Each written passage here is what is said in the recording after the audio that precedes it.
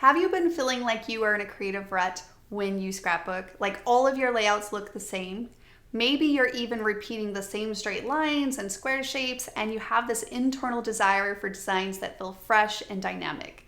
Maybe you also find yourself staring at your paper stash, unsure of how to turn your favorite papers into layouts that you love.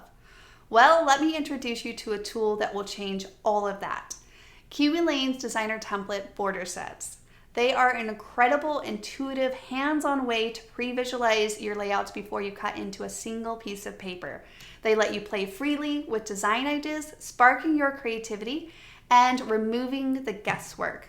With Kiwilane's borders, you will quickly achieve stunning symmetry, dynamic movement, and effortlessly showcase those bold, beautiful patterns from your paper stash. Let me show you just how easy and fun scrapbooking can be when you start with borders. So this is one of our signature border sets. It comes with 3 different pairs, and each pair has a side A and a side B, like you see here. Now, the borders add a fun movement to your page, which really help anchor a lot of your busier patterns, but also helps you use up the stash that you have. I love how the borders really add such a great balance and symmetry, especially across the 2-page, but it also helps add that energy and movement and interest to your page as well. Now, really, what's really fun about the borders is just playing with them themselves. So that's what we're gonna do. We're just gonna start with one of the pairs, and I'm gonna put the other ones to the side for a moment.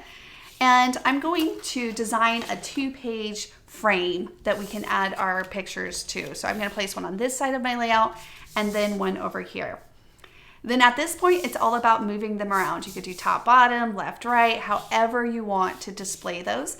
And whatever you don't do on this layout, you have many more layouts, I'm sure, in your future that you can try another design. Now, I love layers. Why not throw in another layer? It's really simple. You just basically take another pair from that same border, or you can mix and match sets. But ultimately, from the same pair, we're using Madison Avenue set here, and you can lay in another layer like that. You could do top, bottom. You can do same thing over here, kind of mirroring that on the side. One thing I think is really fun is an across design. Basically, you can take the A and the 2B, they are labeled there, and you'll see here that they line up beautifully here for you to just do kind of an across design like that, and it's effortless. So it doesn't really take much thinking to accomplish that. It's just already measured and perfect sizing for you. So you just want to kind of find what size lines up, and then you can do an across design. You could do it middle, photos across here. You could do it top. You could flip this, right? Sometimes what I'll also do when I'm playing with my borders, if something's not working, I'll just take my background and rotate it a few times to see if something else jumps up out at me in that case. Hey, if you even want to add even more layers, you could throw in the 3rd one, use them all 3 on a layout, and have fun with really popping patterns and colors into those borders. And again, the borders help you use some of those busier patterns to help you anchor those more freely on your page to let your photos shine.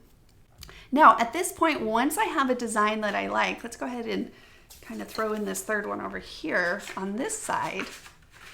Basically, what I do at this point to trace and cut out these borders, keep it really simple again. Basically, I'm going to grab the matching pairs. So in this case, 1B, I'll find the 1A over here. So 1 and 1. And then whatever pattern paper that you want to trace these borders out of, we'll do this fun, really busy lemon pattern that sometimes, can be overwhelming on how to use it, but it's gonna be so cute. And I'm going to line it up on the edge of my paper, take a pencil, all right? So just line it up on the edge. Again, you don't have to do too much guessing, or don't have to, program anything in or anything like that. We're just gonna trace along that edge. I take my matching piece, and then this just lets me know where to make a mark so I know the width of those. At that point, I'm gonna put the templates to the side, and I'm gonna take my paper trimmer, and we're just gonna do a straight cut where we made that mark. So I'm gonna do one straight cut down.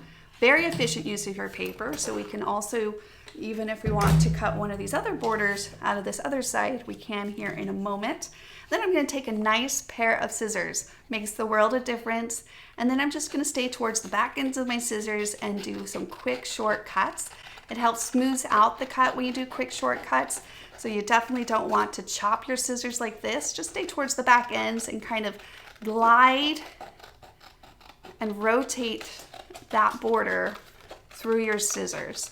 I didn't have to stand up, I didn't have to measure anything, and it's really easy, not a lot of fuss at all, but makes a huge impact in your layouts, in adding energy to your layouts, but also using your paper stash.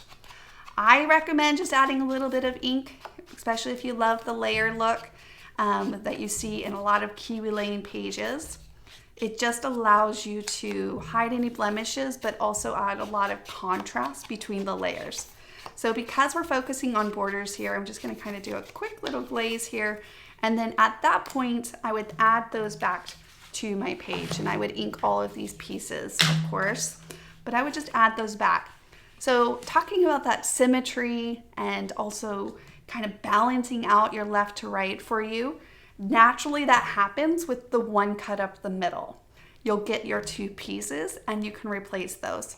I did mention that if you'd like, you can flip this over and you can do your next pattern. Like we could do, let's do this bottom layer here.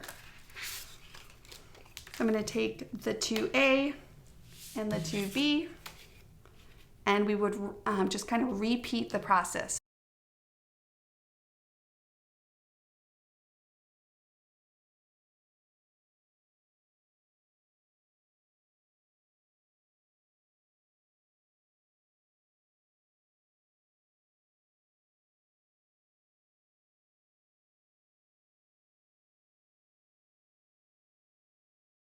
Let me quickly lay those back out so you can see where it just starts to come to life, and you can see how quickly you have a lot of interest and energy added to your page for you.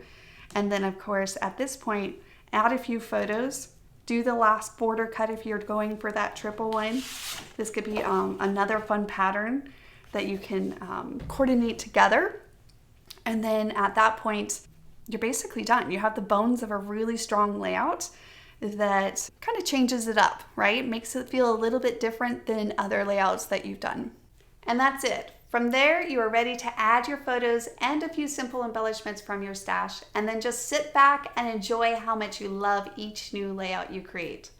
With borders, scrapbooking has become simpler, more playful, and incredibly effective. You get beautiful symmetry, engaging movement, and finally a perfect place to put those bold, beautiful patterns from your stash, all without wasting time or paper. If you are ready to transform your layouts and make your story shine, kiwilane borders will help you do exactly that every time.